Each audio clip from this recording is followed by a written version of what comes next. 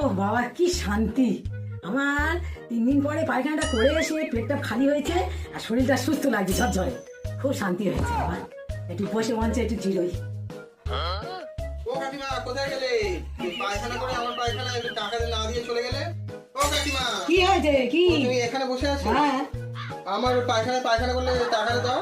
বাবা পায়খানা করলে আমার পয়সা দিতে হয় বাবা। পয়সা দিতে হবে না, আমার পায়খানা করলে।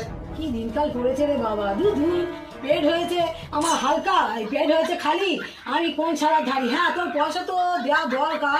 এই 2 টাকা নেই। 2 টাকায় কি করবো? এই 2 টাকা মজা করে খাবো। এখনকার 2 টাকায় হয় না, আরো বেশি লাগে, 5 টাকা করে। যাকে আর বছর যদি ওরকম বিপদে পড়ে গিয়ে পায়খানা করে তোর 10 টাকা করে।